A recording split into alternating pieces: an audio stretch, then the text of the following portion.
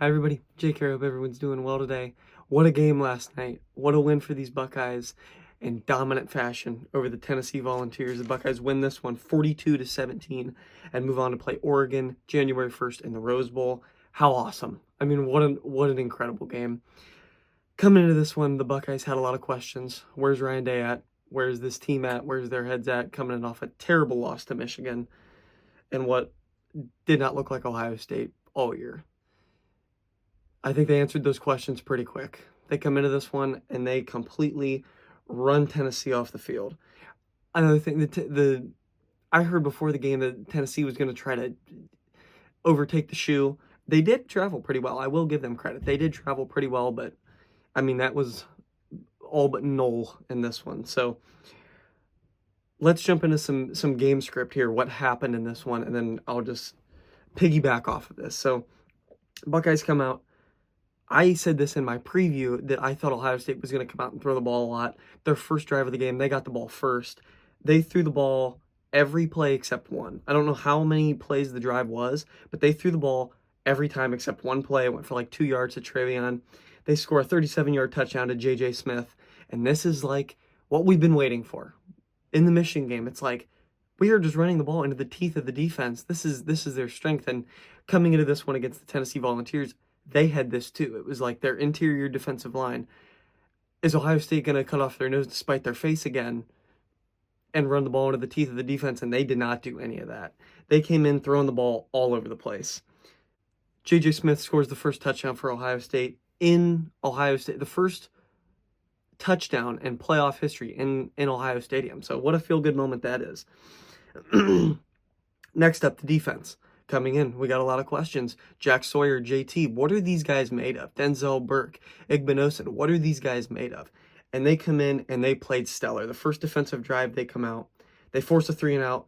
Jack Sawyer, I literally watched him carry 3 guys on the first drive. They were getting pressure on Nico the whole game. They come out, force a 3-and-out. Jack Sawyer with a great play. Nico Iamaleava gets out of the pocket. He was under duress the whole game. And then they literally cracked his helmet on the first play. Like, are you kidding me? Next drive, Buckeyes come out to get another touchdown, and they just look galvanized. The crowd looked galvanized. It looked like the weight was being lifted off this Buckeyes team right before our eyes. They come in with so much pressure, so much adversity, and they're completely lifting that off their shoulders, proving everybody wrong.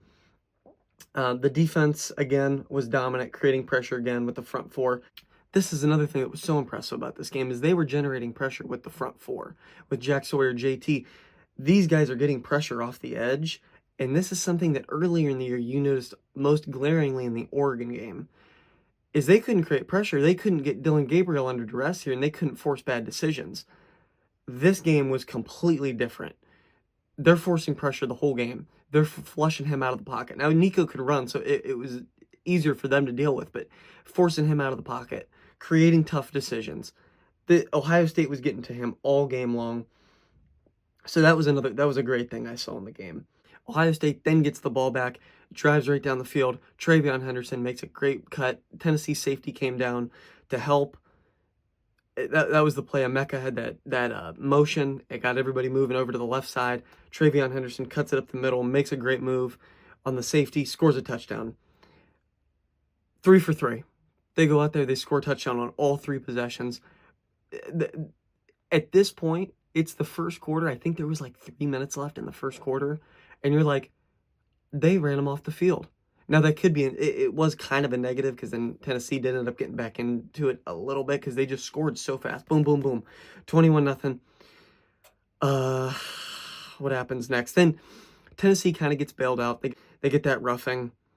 Tennessee gets on the board. They get a field goal out of it, 21-3.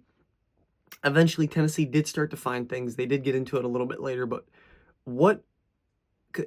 if I was a Tennessee fan, the worst game script possible is to go down by this much and then have to rely on Nico to throw you back into this game, to throw the ball all over the place. This is just a tough place for them to be. This is not what they're built for. What a worse game script for Tennessee, though. Their wide receivers can't create space. This weird Dylan Sampson thing, he's on the sideline. This lower body injury, they keep panning over to him. It was just a really weird dynamic. You couldn't have asked for a worse game script and a better game script for the Buckeyes here. I will give Tennessee credit, though. I will give Nico Iamaleava credit, though. They didn't back down. They did find some things offensively. They drove the Buckeyes down the field. It was 16 plays. It was probably the best drive of the whole game. They go into the half up. The Buckeyes are up 21-10 going into halftime. And this is where, even as a Buckeye fan, even as good as we've been doing the whole game, it's like, Tennessee comes out here, they scored 21-17, and the pressure's back on you to make something happen here. So Tennessee then comes out of the half. It was 3rd and 7, and this was the most glaring thing to me. This is when I was like, oh, they don't trust this wide receiving core. They can't get anything going in it. They can't get separation from Ohio State's secondary here. They come out, it's 3rd and 7, straight out of the half, and they ran a speed option to the right. It went absolutely nowhere. It was blown up. Bucks get the ball back, and then it felt like all but the dagger. They stayed aggressive. Ohio State kept throwing the ball. This was a thing I was worried about, is Ohio State going to get lackadaisical here?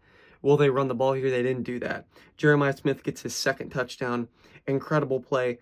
You throw the ball to this guy, he's coming down with it. Helmet or higher, they said. And it's just, what a great game for Jeremiah Smith. What a great game for this Buckeyes team. This offensive line, there's questions about the offensive line with all the injuries going on. Seth McLaughlin. And this offensive line created holes. TreVeyon Henderson was running all over these guys. Just an incredible game. Woody Hayes would have been proud of the guys in this game. They held Nico Iamaleava to 14 for 31 passing, under 50% completion. I did say this in my preview and prediction. I compared the Alabama game and the Georgia game against Tennessee and what the Buckeyes need to do. In the Georgia game, Carson Beck was a great passer. He threw for 300 yards. He got his playmakers involved. I said for Ohio State to beat this team, let's throw the ball all over the lot. Let's use our advantage against these guys. Will Howard goes for 300 yards and 2 touchdowns. Jeremiah Smith, 103 yards, 2 touchdowns. This guy is a true freshman. I can't say enough about Jeremiah Smith and how impressed I am with him. Ryan Day came into this year with questions and somewhat on a hot seat. You need to win the Big Ten championship, and you need to beat the Wolverines, and you didn't get either of them done.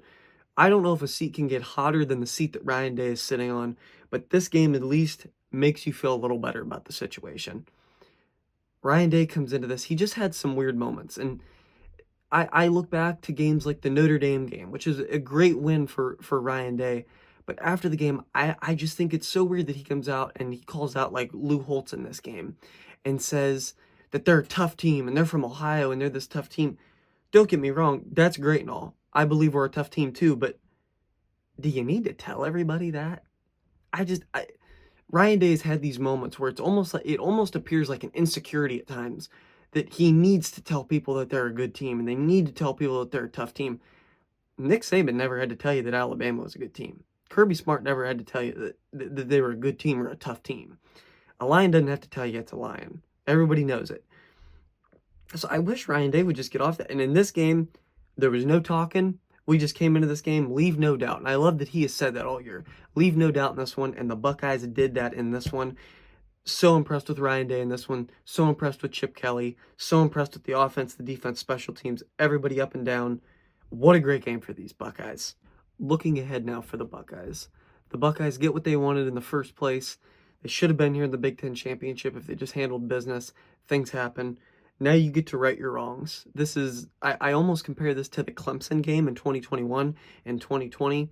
Ohio State loses to Clemson in 2020. 2021, they get their revenge on Clemson. They come out and they beat them. You don't get to play a team twice often in college football. The Buckeyes have an opportunity to right their wrongs here and get a win over the Oregon Ducks in this next game in the Big Ten, not the Big Ten Championship, and the Rose Bowl here. So I'm really excited for this game. Very optimistic about this game. It's crazy how one game can just change an entire fan base right now. Going into this Ohio State game against Tennessee, it's questions about Ryan Day. It's questions about the toughness. It's questions about the play calling. All of that got answered in this game. This is the game that we've been waiting for as Buckeye fans. This is the game that showed us what we're truly capable of and what, as us Buckeye fans, know we're truly capable of. They seem to have unlocked that going into this next game. I really hope they take some of the stuff that worked well in this game and take that over to the Oregon game and right some of the wrongs in that one. I won't get too far into this because I want to do my preview prediction for the Oregon Ducks here next. I will get that out for you guys sometime this week. We play them January 1st, New Year's Day, 5 p.m. in that one, Rose Bowl in Pasadena. Gosh, what more can you ask for? How exciting. What a great time to be a Buckeye fan here. So those are my thoughts on this one. Let me know what you guys think in the comments section below. As always, I appreciate you guys for watching. Let's enjoy this one, Buckeye Nation. Go Bucks!